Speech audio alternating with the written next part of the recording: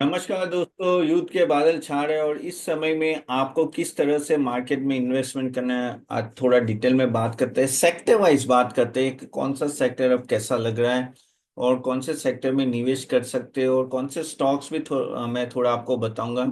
तो चलिए एक के बाद एक सेक्टर लेते हैं। पहले हम लोग लेते हैं आईटी सेक्टर। आईटी सेक्टर अगर आप बात करें तो ओवरऑल आप देख रहे हो कि जिस तरह से यूएस का ट्रेड अभी डील चालू हो रहा है वो एक यूके के साथ हुआ है और आगे जाके आशा है कि चाइना के साथ भी होगा।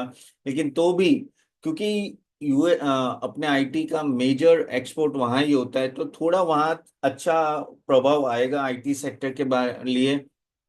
लेकिन यहाँ एक तरफ से आपको देखना पड़ेगा कि एआई का इम्पैक्ट कितना बड़ा होता है, क्योंकि एआई का इम्पैक्ट आगे जाके जिस तरह से आ रहा है इस तरह से काफी जॉब लॉस होगी और काफी रीनेगोशिएट भी होगा कॉन्ट्रैक्ट्स के, तो वो आपको चीजें ध्यान में रखनी है। एक्चुअली आईटी सेक्टर में I am not too much bullish. और अगर जाना भी है तो बड़े स्टॉक्स में जाओ, क्योंकि क्या होता है आगे जाके अगर कंसोलिडेट होता है ओवरऑल, क्योंकि देखो मैं आपको बता दूं कोई भी कंपनी होती है ना, बड़ी बड़ी कंपनी, वो तीन चार वेंडर रखते हैं आईटी के। आगे जाके ऐसा हो सकता है एआई की वजह से कुछ कुछ वो इन हाउस कर दे और कुछ कुछ सिर्फ बड़े प्लेयर्स को दे, इसलिए टीसीएस है, इंफोसिस है, ओके, एचसीएल है, ये सबको थोड़ा ज्यादा फायदा होगा कंपेयर टू स्मॉल कंपनीज। तो उस तरह से आप देखो, otherwise still IT sector is not out of the woods. चलिए दूसरे हर एक सेक्टर के बारे में एक एक मिनट की मैं बात करूंगा तो आपको थोड़ा क्रिस्प में पता चलेगा। चलिए दूसरा सेक्टर लेते हैं। आगे जाने से पहले गाइस, आज 11 बजे जरूर अटेंड कीजिएगा, हमारा सेशन है लाइव, जहाँ में ये जो यूथ का जो चल रहा है और उसमें क्या करना चाहिए, किस तरह से पोर्टफोलियो स्ट्रक्चर और किस तरह से आपको रिस्क एनालिसिस से आपको अपना पोर्टफोलियो बनाना चाहिए, वो मैं आज डिटेल में बात करूंगा। तो कमेंट बॉक्स में लिंक है, जरूर आप देखिएगा। चलिए दूसरा सेक्टर लेते हैं, डिफेंस सेक्टर। अब डिफेंस सेक्टर तो बहुत चल रहा है, कल मैंने एक वीडियो भी बनाया था डिफेंस सेक्टर में। ओवरऑल कोई प्रॉब्लम नहीं है डिफेंस सेक्टर में, क्योंकि at the end of the day ये जितना युद्ध ज्यादा खींचेगा, शायद हो सके ये वीक में खत्म भी हो जाए, लेकिन at the end of the day एक कहते हैं ना कि चैलेंज हमेशा रहेगा और अपने को रिस्क रहेगा बॉर्डर पे। एक तरफ चाइना है, दूसरी तरफ पाकिस्तान है, और दोनों अपने एनिमी है, तो वहां तो हमेशा आपको कहते हैं ना कि डिमांड रहेगी डिफेंस की। और उसमें भी ड्रोन टेक्नोलॉजी, जिससे अभी जिस तरह से आप देख रहे हो कि फाइट चल रही है वो ड्रोन से ज्यादा चले ना कि सेना बॉर्डर क्रॉस के, तो ड्रोन टेक्नोलॉजी में भी अगर कोई स्टॉक्स है तो वो आप देख सकते हो। कल मैंने ऑलरेडी 3 स्टॉक्स के बारे में बात बताया था, एक तो आइडिया फोर्स, जेन टेक्नोलॉजी और द्रोणाचार्य। एंड काफी अदर, अगर आपको थोड़ा रिस्क नहीं लेना, क्योंकि वो स्टॉक्स भाग रहे हैं, अगर रिस्क नहीं लेना है तो आप जैसे ये बीएल हो गया, बीडीएल, मेजागोन, एचएल, ये सब जो प्राइमरी पुराने स्टॉक्स है वो भी आप सोच सकते हो। लेकिन ओवरऑल आउटलुक अभी डिफेंस सेक्टर के लिए अच्छा रहेगा। उनके ऑफ कोर्स ऑर्डर बुक बहुत अच्छी है, प्रॉब्लम हुई कि कैपेसिटी कम है। तो होपफुली आगे जाके अगर कैपेसिटी हो जाती है तो इनमें कोई प्रॉब्लम नहीं आनी चाहिए। तो yes, defence sector I think that is the sector which you can look out, लेकिन एट एवरी ड्रॉप आप थोड़ा बाई कर सकते हो। चलिए बात करते हैं अभी एफएमसीजी के बारे में। एफएमसीजी की बात करें तो ऑफ कोर्स इन्फ्लेशन धीरे धीरे नीचे आ रहा है, लेकिन ये अभी ये वॉर की सिचुएशन आई है, तो अगर ये एस्केलेट हुआ तो इन्फ्लेशन वापस बढ़ सकता है, नहीं तो ओवरऑल एफएमसीजी के लिए कोई प्रॉब्लम नहीं है। लेकिन प्रॉब्लम यही है कि ये सब स्टॉक्स ऑलरेडी बहुत बढ़ चुके हैं, इनके वैल्यूएशन काफी हाई है। तो उस तरह से आपको देखना पड़ेगा कि उसमें कौन से स्टॉक्स भाग सकते हैं, जैसे वरुण बेवरेजेस हो या टाटा कंज्यूमर, वैसे सब स्टॉक ना जो थोड़े फास्ट मूविंग है, एचयूएल, नेस्ले। और उस सब में क्या प्रॉब्लम आ रही है ना कि उनका ग्रोथ ही नहीं है, 2% 3% का ग्रोथ होता है, उसमें आप क्या करोगे। करेक्ट। और ऊपर से अगर ये इन्फ्लेशन वापस आया तो उसमें वापस कॉस्ट प्रेशर आ सकता है। So overall I think FMC तो भी एक ऐसा सेक्टर है जो ठीक ठाक नो परफॉर्म करेगा, लेकिन as I told you valuation थोड़े हाई है। चलिए अभी हम लोग बात करते हैं ऑटोमोबाइल सेक्टर के बारे में। ऑटोमोबाइल सेक्टर में बहुत सारे पॉजिटिव आए हैं। फर्स्ट ऑफ ऑल पॉजिटिव ये आया है कि जो यूएस और यूके का ट्रेड डील हुआ है तो उसमें टैरिफ कम हुए ऑटोमोबाइल्स के। इवन यहाँ इंडिया और यूके में भी टैरिफ कम हुए जो ट्रेड डील हुआ है। तो ये जो टाटा मोटर्स है और जो काफी सारे एक्सपोर्ट ओरिएंटेड कंपनीज है उनको डायरेक्ट फायदा हो सकता है। आयशर मोटर्स हो गया, ये सबको, और बजाज ऑटो, उन लोगों के भी एक्सपोर्ट काफी हो रहे हैं धीरे धीरे। तो इन सबको फायदा हो सकता है, लेकिन ऑटोमोबाइल सेक्टर आई थिंक धीरे धीरे स्टेबल हो रहा है। ओवरऑल ये सेक्टर ने काफी मल्टीबैगर दिए पास में, और मेरे हिसाब से आगे जाके जो भी ईवी में फोकस रहेगा तो प्रॉब्लम नहीं आएगी। तो उस तरह से ईवी फोकस वाले आप देखो तो ज्यादा है, जैसे ये टीवीएस मोटर्स है और वो सब ना, जो फोकस उसमें ज्यादा है। इवन आप ऑटो एंसिलरीज भी देख सकते हैं, ऑटो एंसिलरीज भी जो ईवी फोकस है वो अच्छा है। तो उसका ये कुछ इंडिया पाक वॉर से कोई लेना देना नहीं है इतना ज्यादा। और I think that may do well over the time. Then हम लोग बात करते हैं banking sector. Banking sector of course काफी अच्छा है, एंड धीरे धीरे इंटरेस्ट रेट कम भी हो रहा है, क्रेडिट ग्रोथ बढ़ रहा है, लिक्विडिटी मार्केट में काफी ज्यादा है, और एसेट क्वालिटी अच्छी है। सो उसमें अगर आप प्राइवेट बैंक्स में जाओ तो मेरा प्रेफरेंस प्राइवेट बैंक है, जैसे एक्सिस बैंक हो गया या फेडरल हो गया या आईसीआईसीआई बैंक, ऐसे सब बैंक्स आप सोच सकते हो। पीएसयू में अगर देखना है तो देखिए, लेकिन उसमें भी आई थिंक बॉब और एसबीआई ठीक ठाक है। अदरवाइज नो, आई थिंक अगर आपको देखना है तो प्राइवेट सेक्टर बैंक्स को ज्यादा देखिए, क्योंकि this are the banks know which में give you better return over the time, and उनके रिजल्ट में भी कंसिस्टेंसी रहती है। करेक्ट। तो पीएसयू में कभी भी एनपीए आ जाता है तो आपका डायरेक्ट प्रॉब्लम आ जाएगा। सो मेरे हिसाब से जो प्राइवेट बैंक्स है, आई think they may give you much much better result than PSU. तो उस तरह से आपको, अगर आपको जाना है तो private banks I think may give you good result. So even NBFC भी आप सोच सकते हैं। एनबीएफसी में क्यों, देखो एनबीएफसी का बहुत सारा फायदा हो जाता है जब इस तरह के इंटरेस्ट रेट कट अगर आते हैं ना। तो पहली बात तो उनका कोई वो कहते हैं ना, जो लोन देते हैं ना वो फिक्स रेट में देते हैं। तो समझ लो उन्होंने 11% पे दिया है और अभी इंटरेस्ट रेट नीचे आ रहा है, तो उनको फ्लोटिंग रेट नहीं होता है। जैसे बैंक्स में क्या होता है, फ्लोटिंग रेट होता है, तो कस्टमर का इंटरेस्ट रेट भी कम होते जाता है। यहाँ फ्लोटिंग रेट नहीं होता है, तो उसकी वजह से क्या होता है, उनको हायर इंटरेस्ट पे करना पड़ता है कस्टमर को, तो वो इनडायरेक्टली इनको बेनिफिट हो जाता है।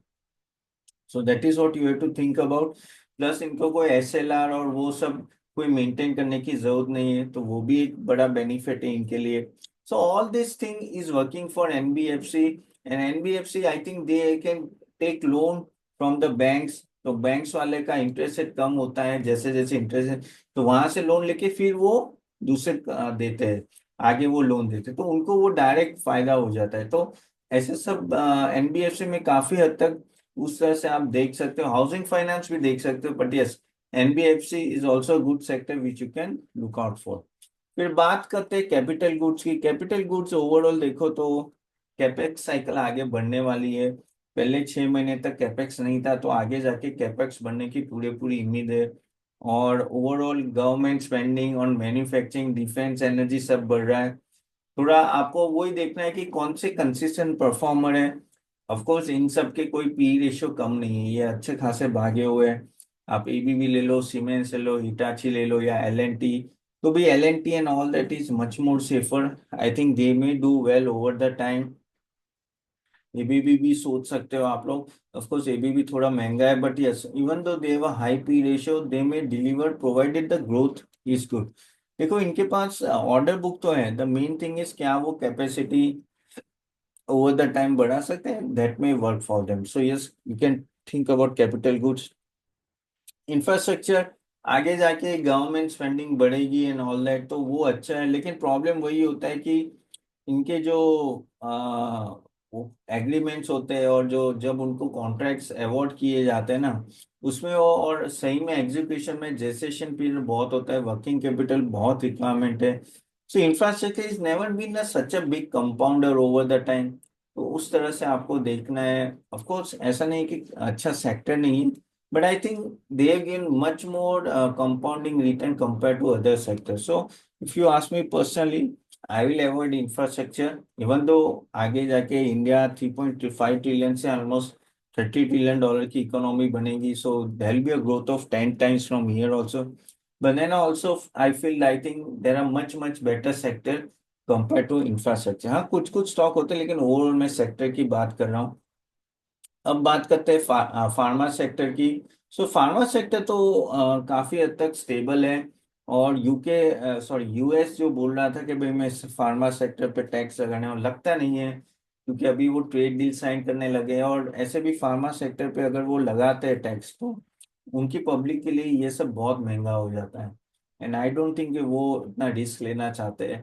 तो उसमें भी जो एपीआई ओरिएंटेड है और दूसरे भी जेनरिक ओरिएंटेड, यानी मैनकाइंड हो गया, या अगर आप सिप्ला देख लो, वो सब स्टॉक्स अच्छे। I think it may do well. Sun Pharma is also one of the good stock. Of course ये गाइस, ये स्टॉक्स नाम दे रहा हूँ, वो कोई रेकमेंडेशन नहीं है, जस्ट अ सजेशन। मैं एक सेबी रजिस्टर्ड रिसर्च एनालिस्ट हूँ, लेकिन खुद का रिसर्च करके ही आपको इन्वेस्ट करना है। सो ओवरऑल काफी हद तक रेसिप्रोकल अगर टैक्स नहीं लगता है, so indirectly it is beneficial to all this pharma companies, उनके मार्जिन प्रिवेल करेंगे। एंड बस वही है कि यूएस एफडीए के कोई इशू आ जाते तो वो एक संभालने पड़ते हैं, अदरवाइज थिंग्स में be much much better for pharmaceutical. अब हम लोग बात करते हैं रिन्यूएबल सेक्टर्स के बारे में। रिन्यूएबल इट्स अ फ्लेवर्ड, लेकिन क्या है कि ये स्टॉक्स ऑलरेडी बढ़ चुका है। एंड सोलर प्रॉब्लम ये होता है ना कि सोलर में ये होता है कि 70% जो सोलर सेल्स प्रोड्यूस होता है वो चाइना करता है। अगर यूएस और चाइना का ट्रेड वॉर में कुछ बड़ा आया नहीं, और ऐसा सुना जा रहा है कि 50% टैरिफ लगेगा, तो भाई चाइना कहीं ना कहीं तो डंपिंग करेगा। और वो अगर डंपिंग करने लगा तो इन सब सोलर कंपनीज के लिए प्रॉब्लम हो सकती है। तो मेरे हिसाब से जो सोलर पैनल्स बनाते हैं उस पर ज्यादा फोकस के, जो जनरेशन करते हैं उसमें आप ज्यादा फोकस कर सकते हो, लाइक टाटा पावर हो गया या अदानी पावर हो गया, उन सब में। क्योंकि पावर जनरेशन में प्रॉब्लम नहीं है, लेकिन जो मैन्युफैक्चरिंग जो करते हैं सोलर सेल्स की एंड ऑल दैट, वहां शायद मुझे ऐसा लग रहा है कि थोड़ा प्रॉब्लम आएगा और थोड़ा डर डंपिंग का रहेगा। जनरेशन में तो क्या, कोई नया प्लेयर आने नहीं वाला है, so that is way you can think about it. अब रहे पावर सेक्टर के बारे में बात करूँ, तो पावर सेक्टर ऑफ कोर्स बहुत ही अच्छा स्कोप है। रिन्यूएबल में भी अच्छा खासा स्कोप है, और आगे जाके पावर जनरेशन, पावर डिमांड भी बढ़ने वाली है। भाई क्या होता है कि ये जैसे टाटा पावर बोल रहे हैं कि वो ग्रीन एनर्जी जाना चाहता है 2045 में, तो उस तरह से कोई प्रॉब्लम नहीं है। थोड़ा वही है कि distribution, sorry yes, distribution company होती है वो थोड़े फाइनेंशियली प्रॉब्लम में आ जाते हैं, इवन डिस्कॉम जो होते हैं। But I think they are overall a good company. So I feel that आप फाइनेंस कॉर्पोरेशन भी देख सकते हो, या पीएफसी या आरडीसी आईआरडीडी है, लेकिन इसमें से भी मुझे आई थिंक आरडीसी ठीक ठाक लग रहा है। टाटा पावर है, वो भी आप सोच सकते हो। I think there are many other companies also, but yes I think power generation is the flavour, वो आगे जाके अच्छा रहने वाला है। So that is how you can think about it. Chemical sector guys, chemical overall मुझे ऐसा लग रहा है कि थोड़ा डंपिंग का प्रॉब्लम आ सकता है। Of course China plus one policy का इम्पैक्ट आएगा, लेकिन अगर डंपिंग हुआ तो चाइना का, क्योंकि 80% ज्यादा वहीं पब्लिश, वो कहते हैं ना कि केमिकल वहां से आता है, तो यही जो यूपीएल है, पीआई इंडस्ट्री, एसएफ, उनको थोड़ा प्रॉब्लम आ सकता है अगर ये डंपिंग चालू हुई, तो वो थोड़ा आपको केयरफुल रहना पड़ेगा। रही बात हॉस्पिटल्स की बात करूँ, तो हॉस्पिटल्स आई थिंक दे में डू वेल, कोई प्रॉब्लम नहीं है। कोई अगर आप हॉस्पिटल अभी लॉन्च करते हो, तो नई हॉस्पिटल बनने में 4 से 5 साल लग जाते हैं, करेक्ट? तो आई थिंक कैपेसिटी यूटिलाइजेशन वो सब सही रहेगी, तो उसमें कोई प्रॉब्लम नहीं है। जैसे ओपोलो है, Fortis, Max health care and all that may do well, तो I think hospitals are okay, not a problem. और लास्ट हम लोग लेते हैं होटल इंडस्ट्री। होटल इंडस्ट्री और ट्रैवल दोनों ले लेते हैं।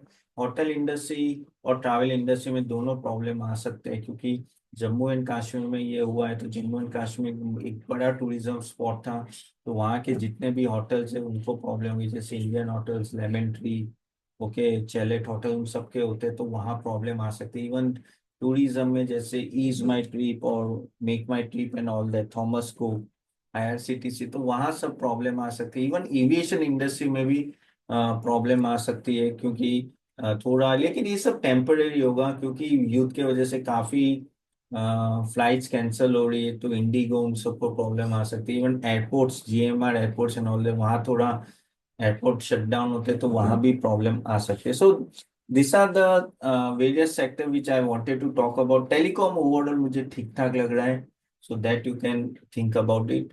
सो चले यहाँ तक रखते हैं गाइस। मैंने सब थोड़ा नटशेल में आप सेक्टर्स कवर करके दिए। सो जरूर अभी 11 बजे हम लोग सेशन में मिले। सो पे वीडियो अच्छा लगा तो do like it and share it to everyone. Nice you soon next time. Bye.